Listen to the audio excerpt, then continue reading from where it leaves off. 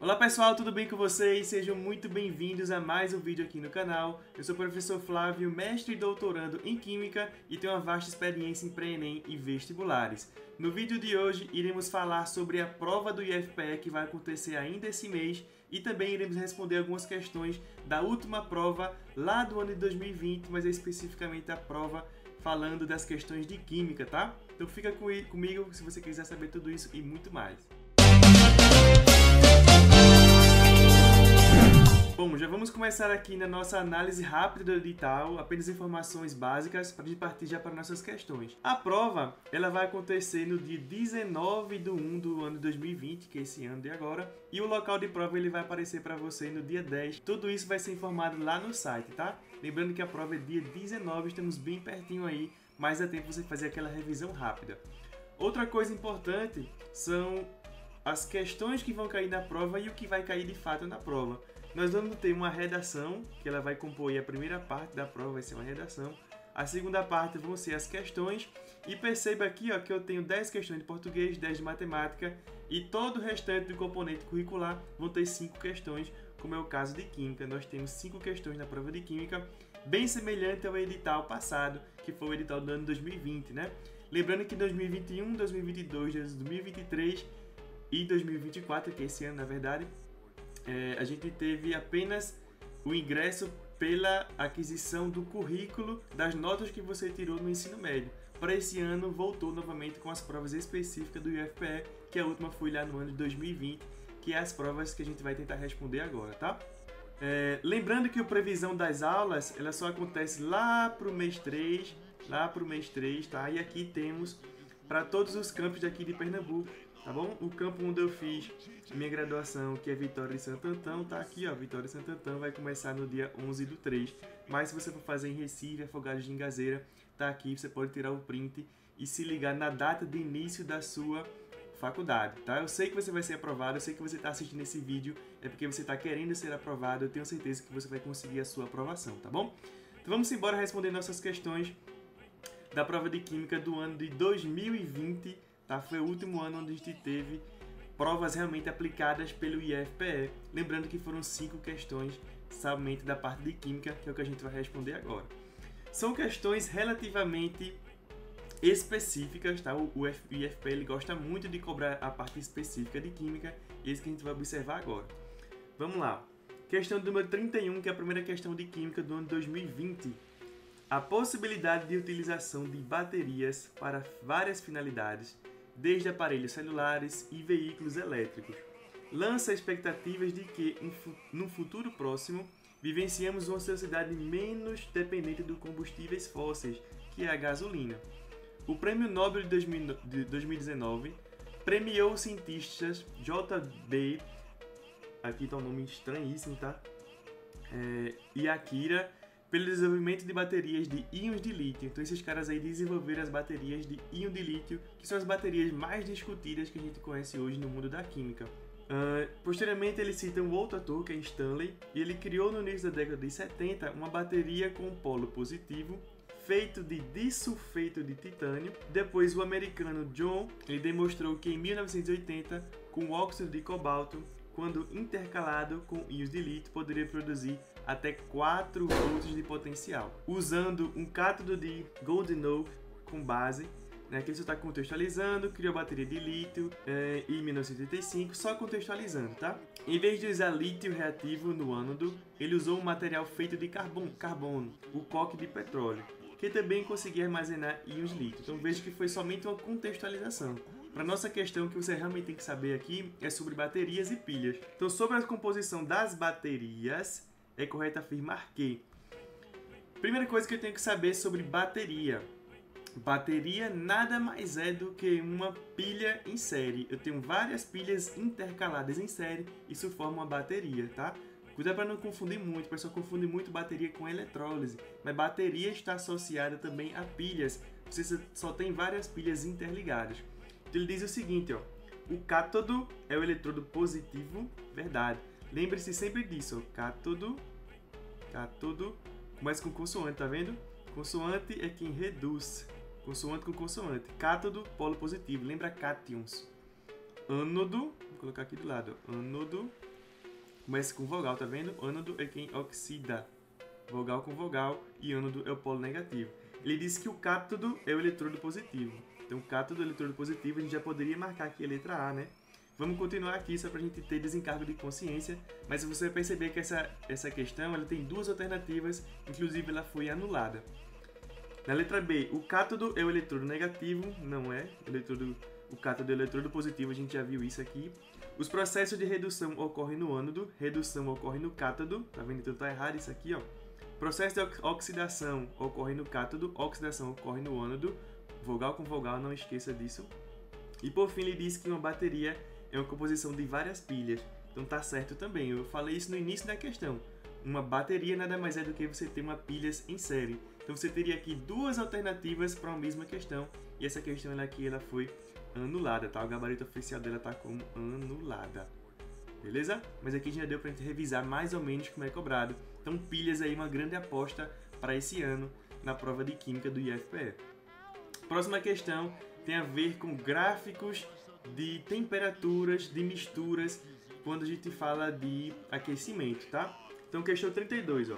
O gráfico apresentado a seguir representa a variação da temperatura de um sistema em função do aquecimento.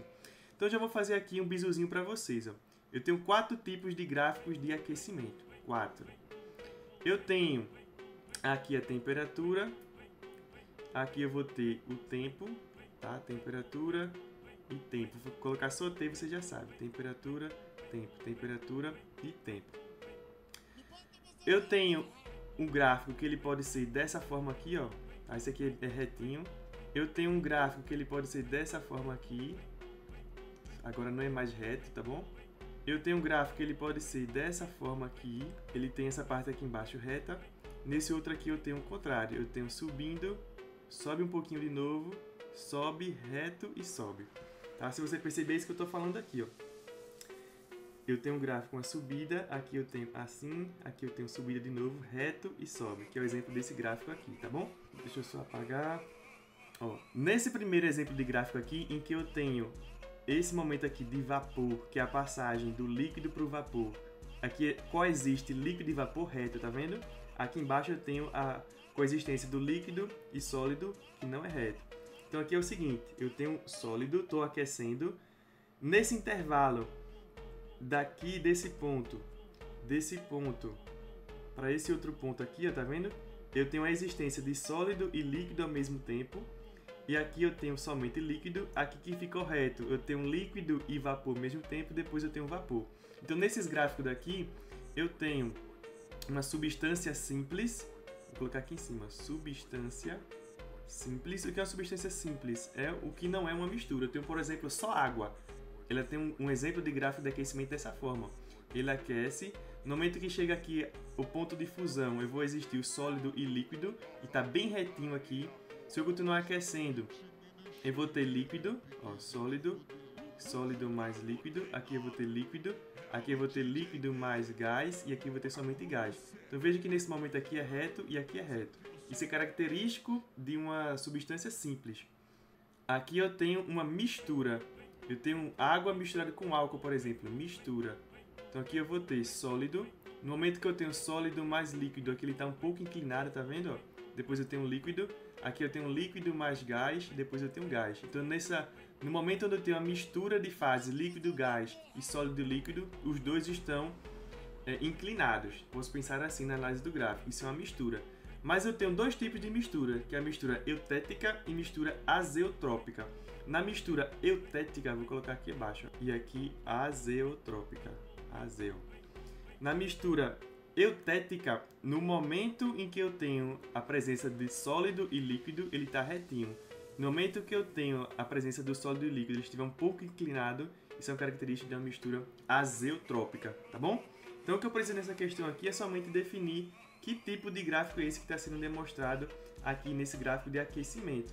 Como eu já dei spoiler a você, ó, se você perceber, aqui eu tenho, no momento onde eu tenho a presença de sólido e líquido ao mesmo tempo, eu tenho uma inclinação aqui, ó, tá vendo? Tá um pouco inclinado.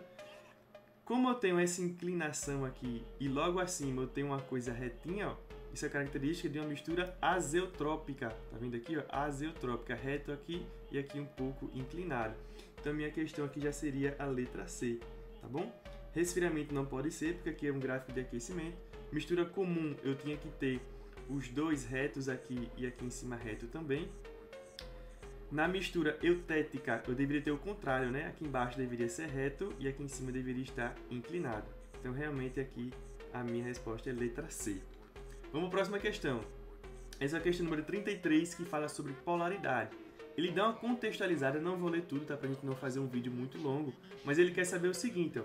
Ele diz que esse micro-ondas, ele aquece as moléculas e moléculas polares, elas vão tender a se alinhar com o campo magnético, que vão favorecer, assim, a agitação dessas moléculas.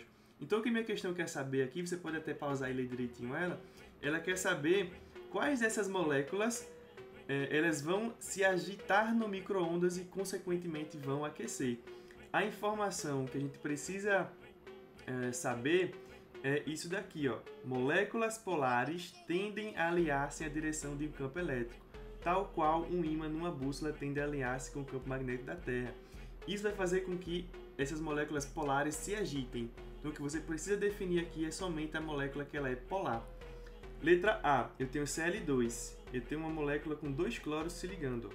A molécula é a mesmo átomo, não tem diferença de eletronegatividade, então ela não pode ser polar. Então já não pode ser a letra A. Letra B, eu tenho um hidrocarboneto, ó, carbono e hidrogênio. Carbono e hidrogênio, a gente sabe que hidrocarbonetos são apolares, então também não pode ser a letra B, nem letra A. Letra C, eu tenho apenas hidrogênio, molécula diatômica com o mesmo elemento. Se eles são o mesmo elemento, não possuem diferença de eletronegatividade, então também não pode ser a letra C. Letra D, eu tenho uma molécula diatômica que é hidrogênio e cloro. Aqui eu tenho moléculas diferentes em uma geometria linear, né? Para saber se ela é polar ou não, precisa agora lembrar da escala de eletronegatividade, que é o famoso von-Clebrisky pH. Quanto mais para a esquerda, mais eletronegativo esse meu elemento é. Outra forma de você lembrar isso, ó. Fui ontem no clube, briguei e saí correndo para o hospital. Fui ontem no clube, briguei e saí correndo para o hospital. Flúor, oxigênio, nitrogênio, cloro, bromo, iodo, enxofre, carbono, fósforo e hidrogênio, tá? Escala de eletronegatividade. O que essa escala de eletronegatividade diz pra gente? É a tendência do elemento a atrair elétron. Quanto mais eletronegativo, maior vai ser a tendência de atrair elétrons. Aqui na minha molécula eu estou falando de hidrogênio e de cloro. Olha o cloro onde está aqui, ó. Olha o hidrogênio onde está. A diferença de eletronegatividade é muito grande. Então o cloro ele puxa os elétrons do hidrogênio para o lado dele, favorecendo assim o surgimento de um polo na molécula. Então essa molécula é uma molécula polar. Então já poderia marcar aqui a letra D, ó, porque ela é uma molécula polar. Aqui abaixo eu tenho uma molécula que é um anel benzeno, né, C6H6, que nada mais é do que um hidrocarboneto, tá? Então hidrocarboneto não é polar, também não poderia ser. Resposta letra D, nossa única molécula polar. Então você simplesmente sabendo determinar a polaridade de uma molécula, você responde essa questão aí facilmente, tá? Então essas três questões foram questões muito simples, que você não pode errar de forma alguma. Vamos partir agora para algumas questões um pouco mais bem elaboradas, tá bom? Essa questão aqui, ela envolve cálculos de lei de gases, tá bom? Essa questão aqui, você vai perceber que ela é uma questão bem um pouco mais trabalhosa, porque envolve cálculos e você não vai poder usar calculadora, mas a gente vai ver aqui como é que a gente pode fazer, tá? Aqui a gente vai só explicar, só para relembrar para você como é que funciona. Então ela é o seguinte, ó. A panela de pressão foi inventada pelo físico francês Denis Papin, que em 1679, depois de estudar algumas relações de TXP, descobriu que a temperatura e pressão, descobriu que se os alimentos fossem cozidos a temperaturas superiores a 100 graus Celsius, haveria economia de tempo no cozimento e melhor conservação desses. Uma professora de química resolveu determinar a quantidade de vapor de água formada em sua panela de pressão de 3 litros.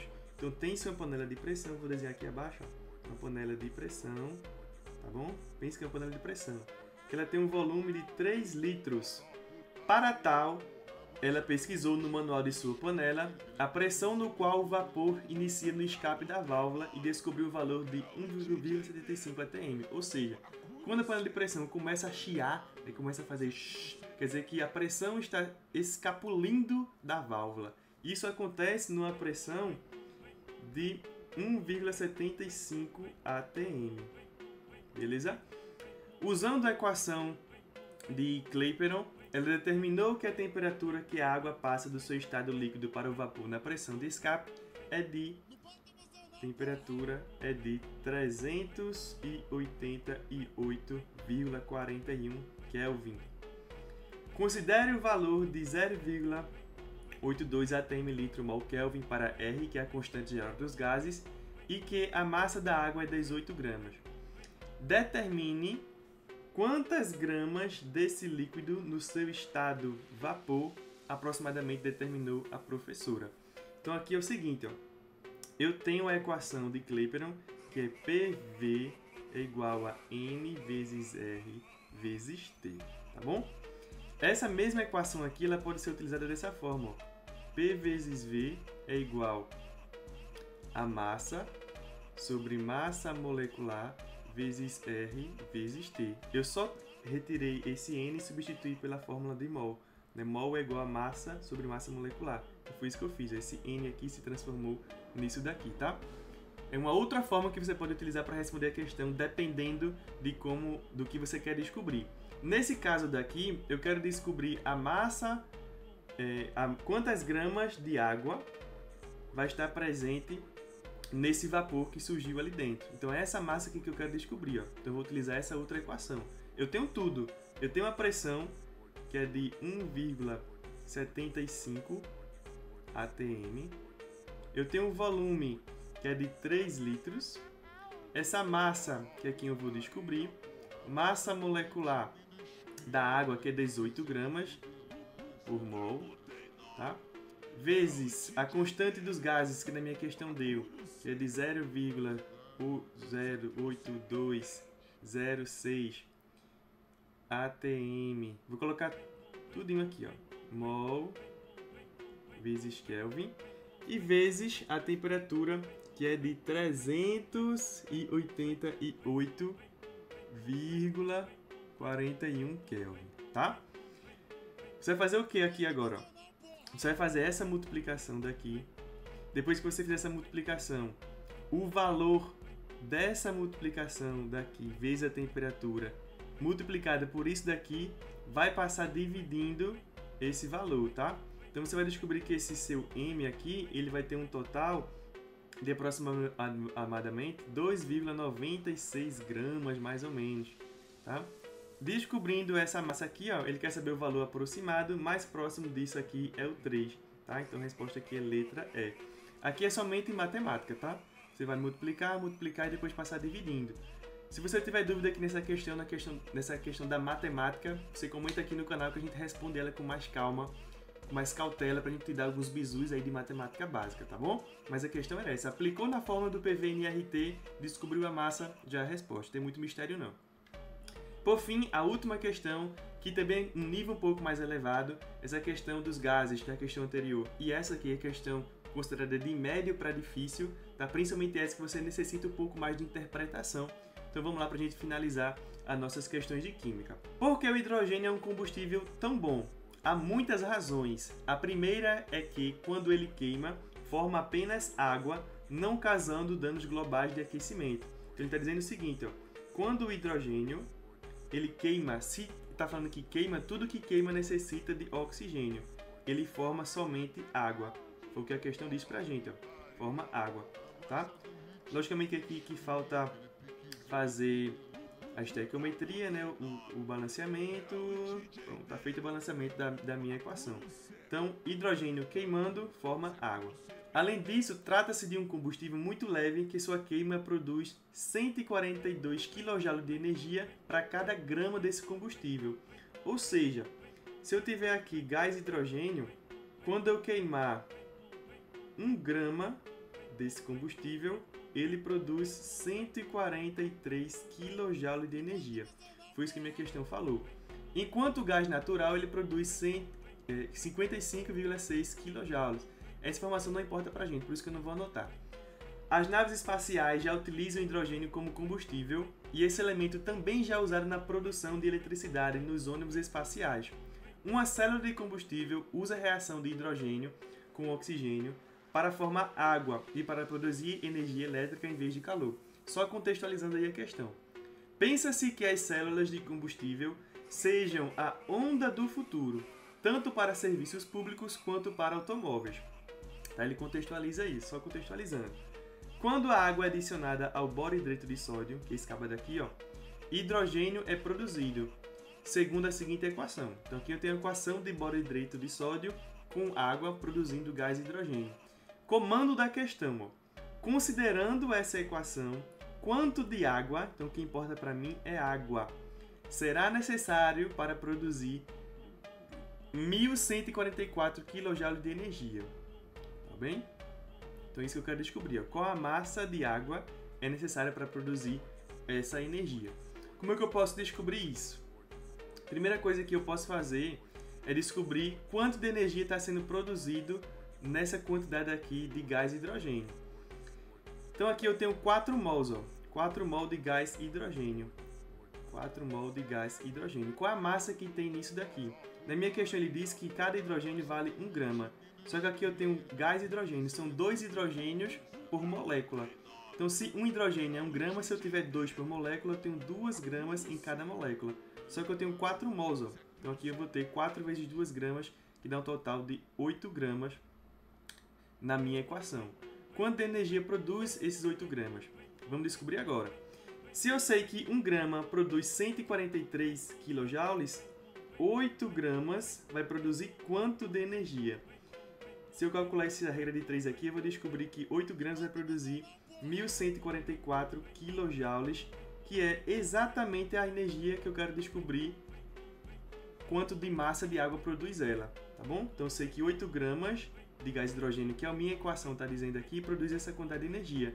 O que minha questão quer? Descobrir quanto de massa produz essa energia. Então se eu descobrir nessa proporção aqui da minha equação, qual é a massa de água que produz 4 mol de H2, eu já chego na minha resposta. E eu estou percebendo ali que são 2 mols, ó. 2 mol de H2O. Na minha questão, ela não deu a massa de oxigênio, ela foi um pouco sacana aqui, mas eu sei que o oxigênio ela é 16 gramas e o hidrogênio é 1 grama. Como eu tenho 2 hidrogênios aqui na minha molécula, eu tenho 1 vezes 2 mais 16, tá? Então isso aqui vai dar um total de 18 gramas. Como eu tenho 2 mols, eu vou multiplicar 18 gramas por 2. Isso aqui vai dar um total de 36 gramas de água, tá? Então 36 gramas de água produz 4 mols de H2O, que esses 4 mol produz essa quantidade de energia aqui, como a gente calculou na regra de 3. Então minha resposta aqui, letra B, que é a quantidade de massa de água que produz 1.144 kJ de energia, tá bom? Então veja que é uma questão um pouco mais trabalhosa, que você deveria ser bom de interpretação e fazer algumas regras de 3 e você chegava na resposta. Espero que eu tenha ajudado vocês na resolução dessa prova da parte de Química do IFPE. Desejo que você faça uma excelente prova no dia 19 e que você consiga a sua tão sonhada aprovação na universidade, tá bom? A gente fica por aqui, eu te vejo no próximo vídeo. Valeu!